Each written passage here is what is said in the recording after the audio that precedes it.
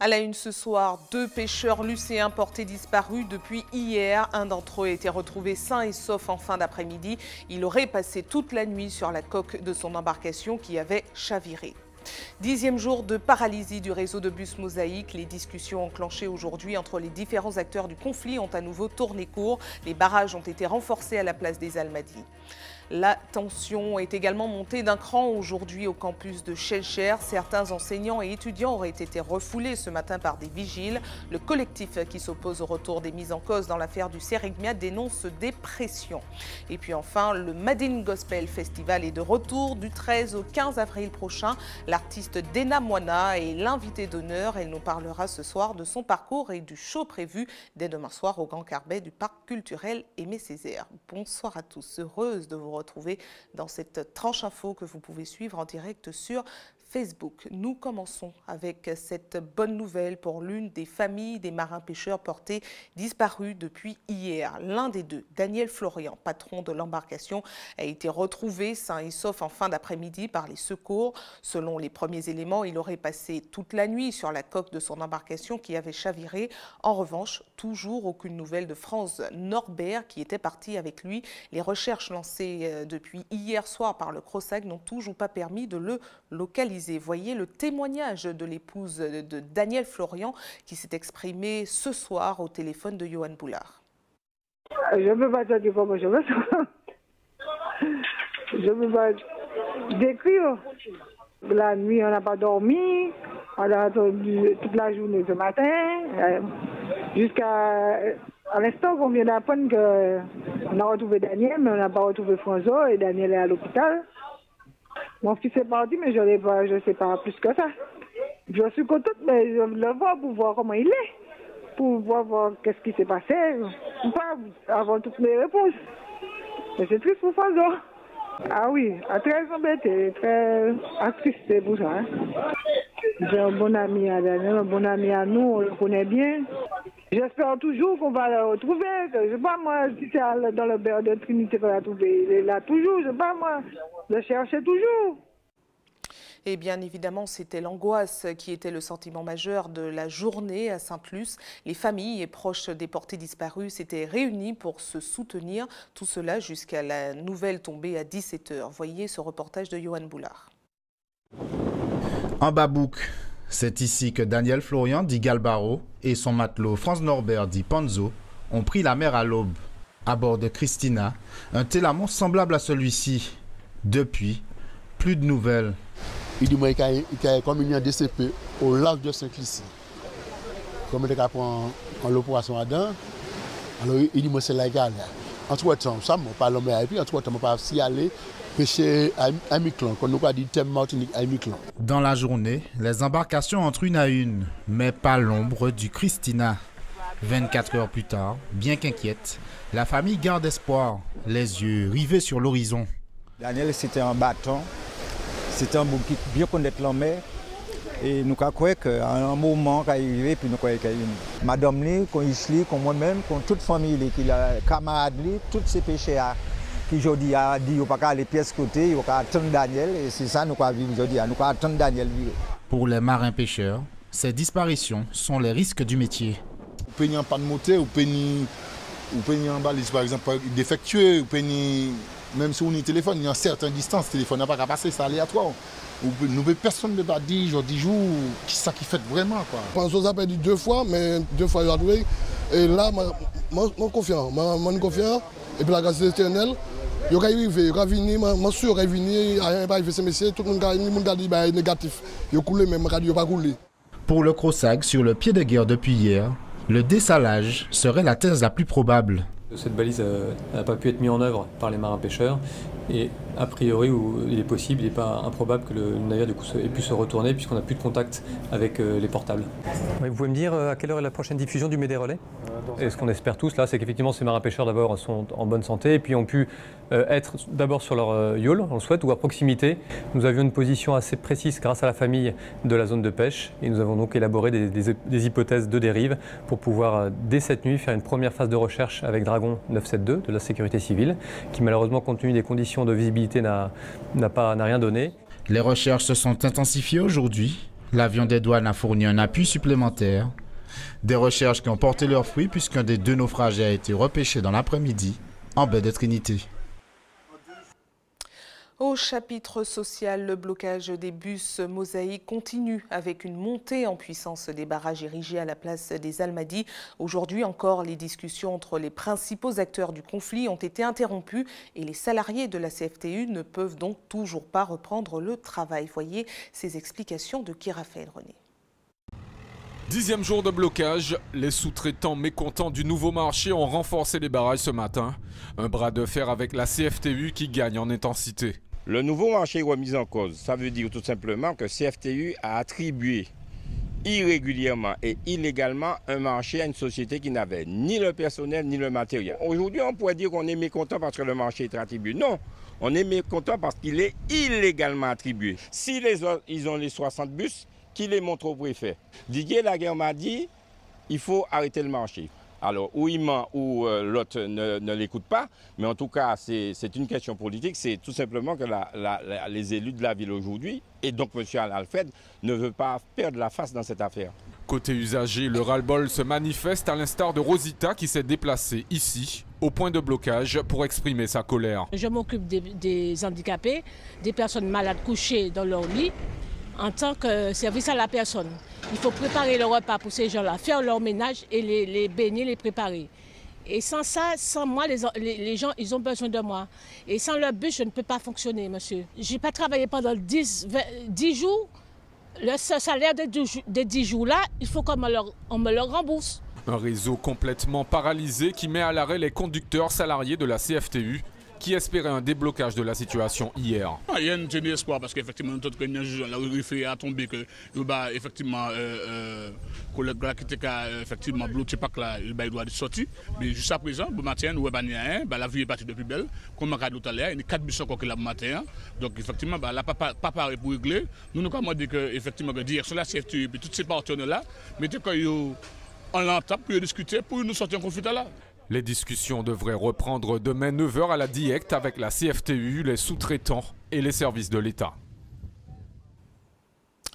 Autre mobilisation à rebondissement, celle au campus de Schellcher. Si le site n'est plus bloqué, certains enseignants et étudiants auraient été refoulés ce matin par des vigiles mandatés par le président de l'université. La tension est montée d'un cran et les membres du collectif qui s'opposent au retour des 3 universitaires mis en cause dans l'affaire du Sérigna dénoncent des pressions. Voyez ce reportage d'Alizé Lutran et de José Lecherti.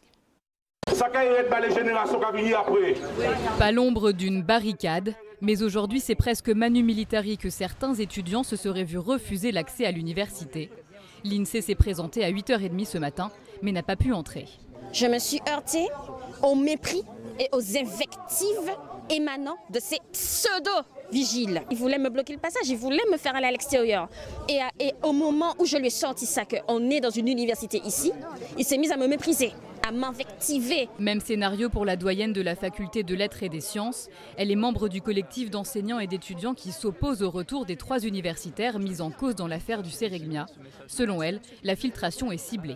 C'est fort surprenant. Je sais que Mme la VP Paul a écrit à Monsieur le Président en disant qu'elle n'a jamais mandaté de vigile. Donc il y a un problème de légalité de ce processus. Et le plus incroyable, c'est que Monsieur le Président aurait réduit encore hier les droits de Mme la VP Paul ici pour lui enlever justement tout ce qui a trait à la sécurité. Depuis le début de la mobilisation, c'est donc un nouvel enseignant qui aurait été mandaté par le président de l'université pour s'occuper de la sécurité.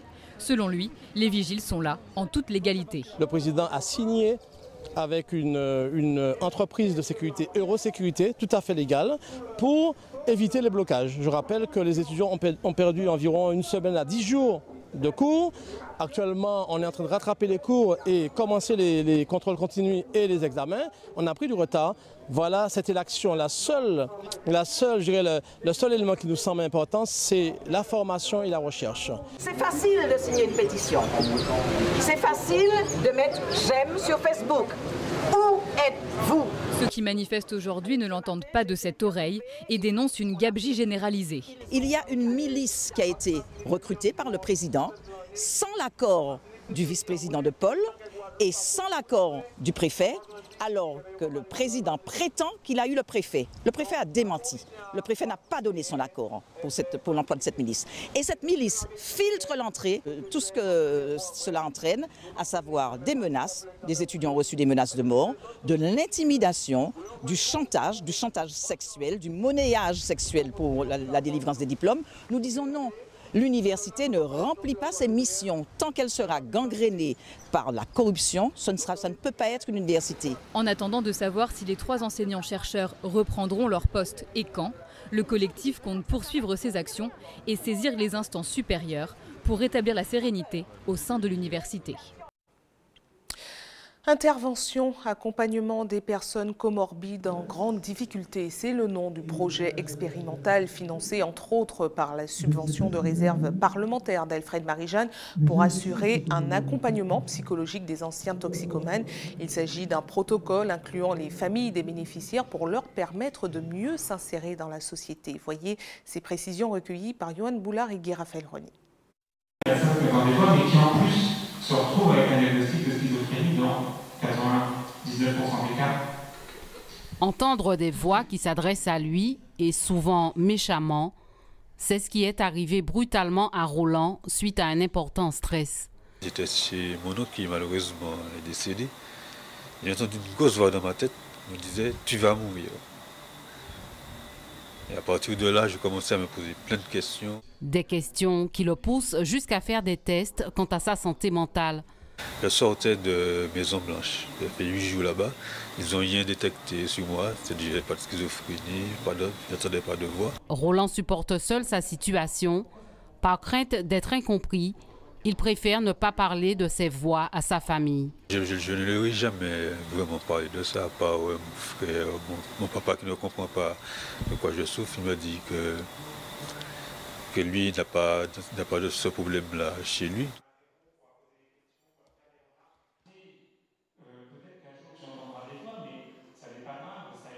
La première attente, c'est de pouvoir en parler. Librement, sans avoir l'étiquette médicale. C'est ce qui est aussi très très important, que tout citoyen puisse effectivement poser des questions, échanger des expériences et comprendre et déstigmatiser. Voilà, c'est surtout ça. Offrir des stratégies pour gérer les voix, leur donner du sens à travers des espaces d'échange et ne pas orienter systématiquement les entendeurs de voix vers la psychiatrie. Même Zinedine Zidane, j'aime bien cet exemple de Zinedine Zidane qui est revenu en équipe de France parce qu'il a entendu des voix.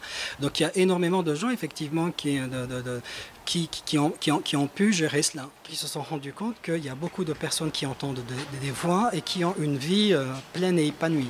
Il y a des gens qui entendent des voix et qui ne sont pas pour autant, comme on dit dans notre jargon, désorganisés.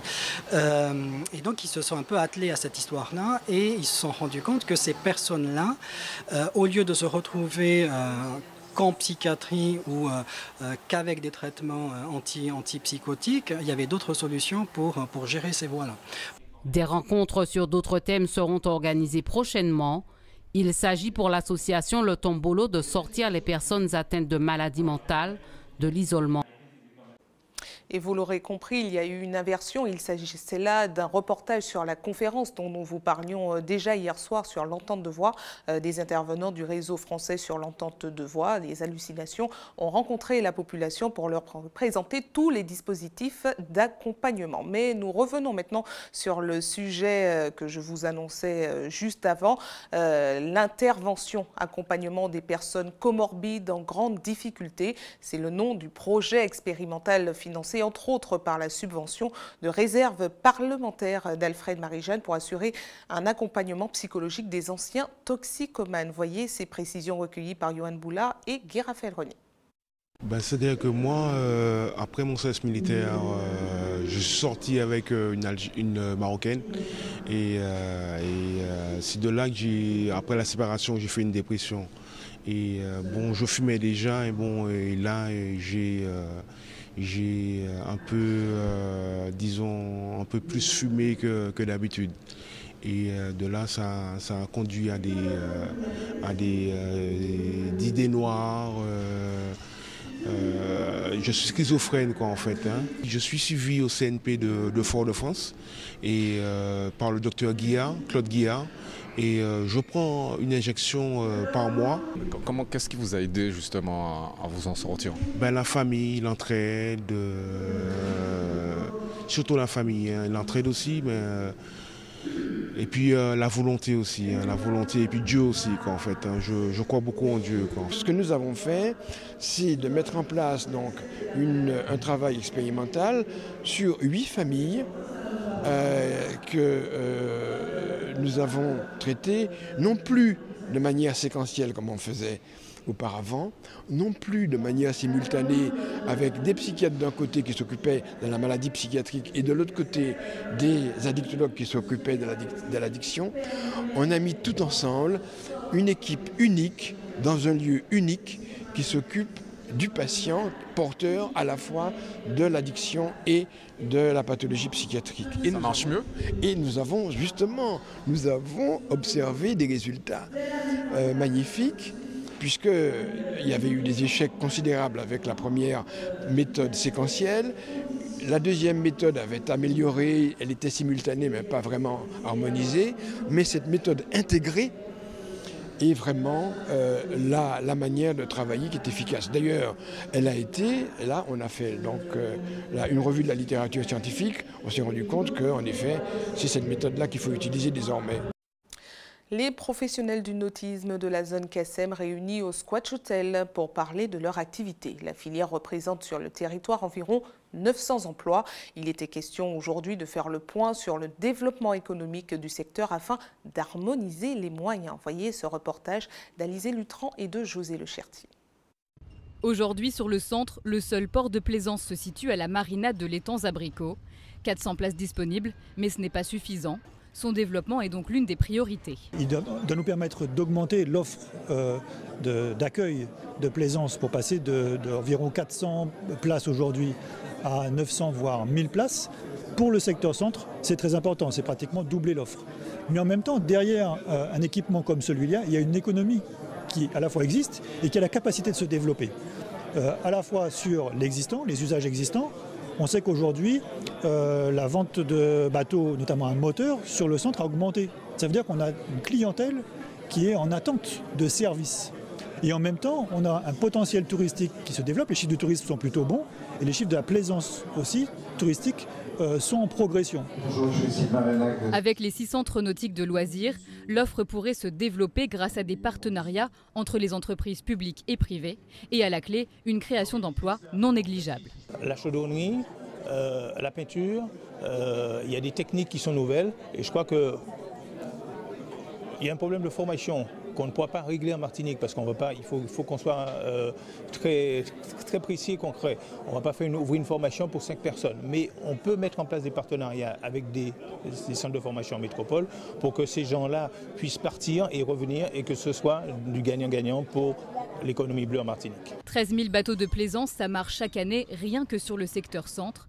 D'ici 5 ans, les acteurs de l'économie bleue espèrent voir doubler le nombre d'emplacements et d'emplois dans le secteur. Restez avec nous à suivre. Dans cette édition, nous parlerons d'un braquage hors du commun vécu dans une grande surface de Guyane. 6 salariés du Leader Price de Matoury ont passé 2 heures enfermés dans la salle des coffres pendant que les malfaiteurs opéraient. Le déménagement des services du CHU de Pointe-à-Pitre en Guadeloupe continue. Le service de gériatrie est désormais à Port-Royal. Et puis nous parlerons de la caravane solidaire organisée à Trinité pour faciliter l'accès aux services pour trouver un emploi. Je vous le disais, nous partons en Guyane avec cette mésaventure hors du commun vécue par 6 employés du Leader Price de Matoury.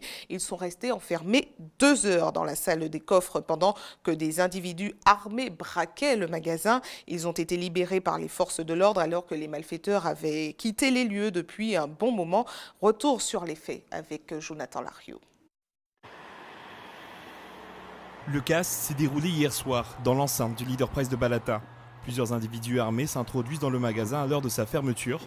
À l'intérieur de l'établissement, 6 employés étaient encore présents. Sous la menace des individus armés, les employés se barricadent dans une salle. Prévenue par un des employés, la police intervient rapidement mais ne peut entrer. La situation inquiète jusqu'à être qualifiée de prise d'otage sur les réseaux sociaux. Le terme de prise d'otage a été évoqué. Il n'en a jamais été question à aucun moment. La seule ambiguïté pour nous, c'était que les victimes été regroupés dans un local, fermés de l'intérieur par leurs soins, mais comme je vous indiquais, avec la possibilité que les auteurs soient toujours dans l'établissement commercial et qu'ils n'aient pas eu le temps de s'exfiltrer avant notre intervention. Donc c'est un scénario un petit peu compliqué, donc il a fallu qu'on mette ce fameux dispositif très lourd en place afin d'assurer la sécurité des personnes qui étaient dans l'établissement commercial. Une situation très délicate pour les forces de l'ordre qui finiront par rentrer, mais constateront que les bandits se sont échappés. La partie, on va dire, intervention a été traitée hier soir avec le concours d'antenne GIGN, et dans un second temps, nous sommes passés sur le volet judiciaire à proprement parler. Donc l'enquête a été confiée à la section de recherche de Cayenne, sous la direction du parquet de Cayenne.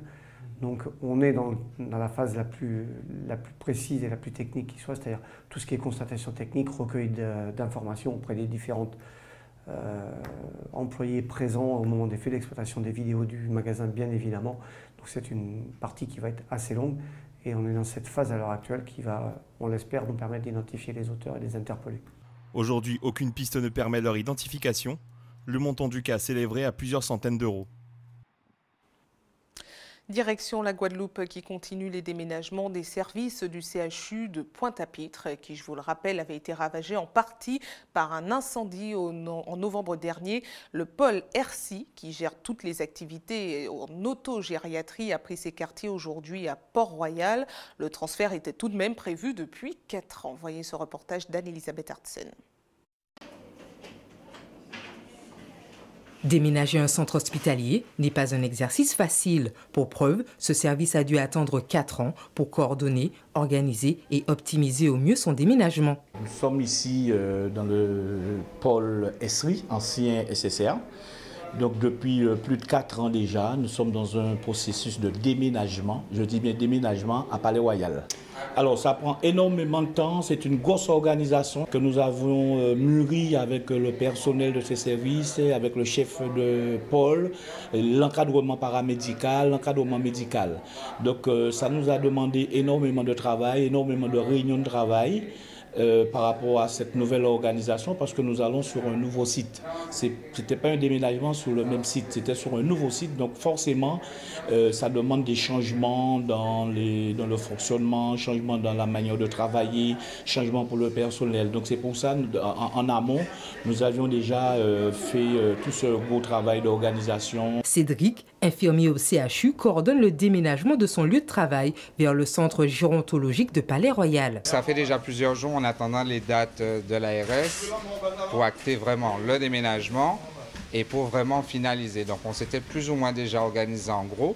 Aujourd'hui nous sommes venus depuis hier fignoler, on va dire, apporter les petites touches, notamment au niveau du mobilier, pour pouvoir mettre dans les meilleures conditions les patients qui viendront dans les jours à venir. Ce qui part en premier, c'est vraiment le matériel, le gros matériel, c'est-à-dire le mobilier, les meubles, etc. Tout ce qu'il faudra, tout ce qui est nécessaire pour le confort des patients et la sécurité des patients, surtout, c'est le plus important. Ensuite, tout ce qui est petit matériel, matériel usuel, matériel de soins qu'on utilise actuellement, on garde temporairement parce que nos patients sont toujours actuellement au CHU. Donc, tant qu'ils seront là, on garde le matériel vital, le matériel nécessaire. Et le jour J, tout ce petit matériel partira en même temps que les patients. Prochaine étape pour le personnel de ce service, le déménagement de ces patients et l'installation du plateau technique à Palais-Royal. Le Madine Gospel Festival, qui se présente comme le rendez-vous des amoureux du gospel, est programmé à partir de ce vendredi 19h30 au Grand Carbet à Fort-de-France. En invité spécial cette année, Dena Moana de la République démocratique du Congo, qui est également notre invité spécial ce soir. Bonsoir à vous. Bonsoir. Merci d'avoir accepté notre invitation. Alors avant de commencer, on va permettre aux téléspectateurs de voir un peu le show qui les attend à partir de ce vendredi. Les artistes étaient en répétition, regarde.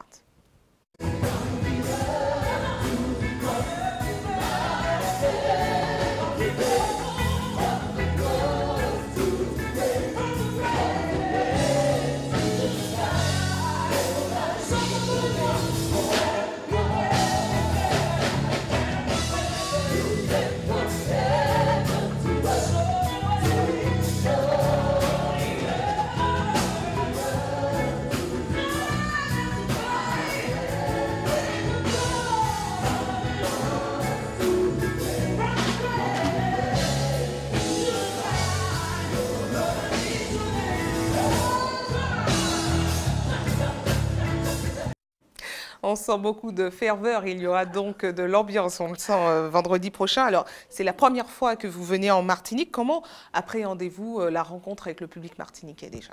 J'ai hâte, je dirais, j'ai vraiment hâte parce que, comme vous le dites, c'est la première fois pour moi ici en Martinique et je découvre des choses déjà. Et je voudrais rencontrer le public martiniquais. Vous êtes déjà produite dans plusieurs pays à travers le monde. Est-ce que le gospel est perçu, vécu de la même manière dans tous les pays? Je dirais oui et non en même temps, parce que après, ça dépend des cultures. Je me suis produite dans plusieurs pays, comme vous l'avez dit tout à l'heure, mais bon, enfin, les choses sont différentes par rapport aux cultures, par rapport à ceux qui vous attendent et par rapport à l'événement même en soi, parce que après, c'est que des concerts ou encore c'est des activités comme un festival, c'est un peu différent d'un concert quelconque, donc c'est différent à chaque fois que je le fais. Et racontez-nous comment vous en êtes arrivée à devenir une grande artiste internationale du gospel. Quel est votre parcours? Alors pour vous dire vrai, j'ai jamais cru devenir ce que je suis aujourd'hui. C'est simplement par la grâce du Seigneur. J'ai commencé à chanter depuis toute petite, mais après, je vais essayer d'être bref. Après, c'est en 2006 que je rencontre le Seigneur particulièrement parce que j'ai grandi dans une famille chrétienne, catholique, mais ne connaissant pas le Seigneur personnellement. Donc je le rencontre en 2006 et donc en 2009, je commence la préparation de mon premier album qui est sorti en 2011. Et c'est de là que tout est parti. Jusqu'à aujourd'hui, je suis à mon deuxième album avec plusieurs autres singles et des featuring avec plusieurs artistes, mais surtout à plusieurs concerts quand même dans le monde entier. Et de plus en plus, je vois que les gens me découvrent avec YouTube qui nous aide bien évidemment. On vous entend parler beaucoup du Seigneur. Est-ce qu'on peut apprécier le gospel sans être forcément chrétien? Ah oui, ça dépend parce qu'après tout, c'est de la musique d'abord et c'est de la bonne musique. Donc il y a certainement des gens qui apprécient juste le son, ce qu'il y a dedans, mais bon, enfin, c'est pas mon cas, parce qu'en soi, le gospel, c'est pour parler de Christ, au fait, pour parler de la bonne nouvelle, selon qui nous a été demandé de le faire dans la Bible. Donc, c'est aller annoncer au travers de la chanson, annoncer le Seigneur, annoncer Jésus-Christ au travers de la chanson. Donc, du coup, oui, il y a des gens qui pourront venir ou encore apprécier le gospel parce que c'est souvent de très bonne musique, mais après, vraiment, dans le fond, c'est le Christ.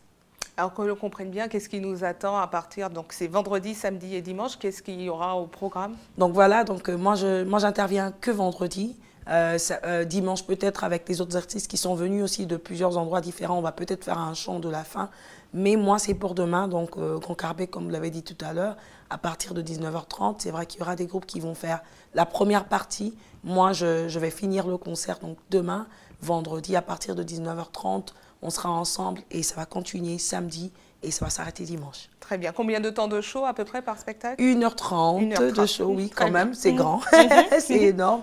Et donc on espère qu'on va faire une interaction avec le public aussi de temps en temps, vous savez, chanter et les faire participer d'une manière assez particulière pour qu'ils ne s'ennuient pas. Très bien, merci à vous d'avoir répondu à nos questions. Et puis on rappelle que le rendez-vous est fixé à partir de demain soir 19h30, vous l'avez dit, au Grand Carbet du Parc culturel Aimé Césaire, samedi également et dimanche également. Voilà. Merci à vous. Merci. Allez, ATV toujours dans la proximité, nous passons tout de suite à notre JT des communes.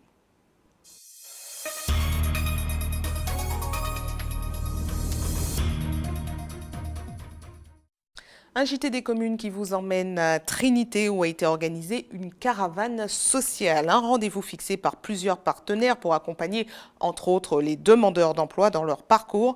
Hubert Bornil et Valérie Vincent se sont rendus sur place. Regardez. Des offres d'emploi, des conseils pour des formations, amélioration de l'habitat. On peut dire que le CCAS a frappé fort. Les gens viennent de partout, de toutes les communes du Nord pour se renseigner, en tout cas recueillir le maximum d'informations, histoire d'améliorer un quotidien qui est souvent difficile pour des populations de Martinique. Le Pôle emploi, la CTM avec ses satellites de formation, le RSMA et bien d'autres partenaires participent à ce que l'on pourrait qualifier de caravane de l'espoir, que ce soit au plan de l'emploi ou de la formation. Quand on parle de formation, quand on parle d'insertion, quand on parle de travail, d'emploi, forcément, ceux et celles qui ne peuvent pas avoir accès au transport pour aller dans l'administration, eh bien, en un seul lieu, on regroupe toutes ces structures-là pour permettre à la population de venir prendre les informations qu'il faut. Trinité, l'une des plus grandes villes du Nord-Atlantique, le Centre communal d'action sociale a ainsi souhaité disposer l'information au plus près des populations et le résultat est là, l'opération connaît un vrai engouement. On a un vrai succès par rapport aussi à l'insertion en agence intérim. Les gens qui recherchent du boulot, ils n'ont pas. Aujourd'hui, on peut faire le constat qu'après un chantier d'insertion, quel accompagnement donné. Et sur cette caravane de proximité, on accueille plus d'une vingtaine de partenaires pour aider la population à arriver à leurs demandes. Sur la place, le public se documente, interroge, consulte les offres d'emploi. C'est intéressant. Quand c'est mon âge, l'on peut faire chercher. Ou quoi tu veux là? Moi, tu veux qui est intéressant. Qui sont trouvés? Dans les personnes âgées, dans les personnes handicapées, dans les bâtiments, dans la sécurité sociale, dans tout le là. Oui. Vous avez trouvé un travail alors? Non, pourquoi tu veux travailler? Mais il y a une direction, ça pour moi faire. Je ne sais pas moi tellement, tout ça m'a bisou, mais c'est un aperçu. Qu'est-ce que vous voulez? Je voulais savoir exactement, mais je sais où j'en suis là maintenant. Je sais à peu près, comme ça je vais faire le nécessaire. Deux secteurs remportent la palme de la consultation, celui de la formation et le travail intérimaire. Nous, en fonction de ce qu'on a comme formation, on les oriente, on leur demande de venir à l'antenne. Qu'est-ce qui est le plus demandé? Beaucoup de formations et surtout dans le domaine de l'aide à la personne. Le RSMA propose 32 filières de formation. Ce sont des formations d'une durée de 6, 8, 10 ou 12 mois. Des formations qui sont diplômantes, pré-certifiantes ou qualifiantes. La première démarche à faire, c'est la demande auprès de la Caisse de dépôt et consignation. Et c'est le CCAS qui vous la fera.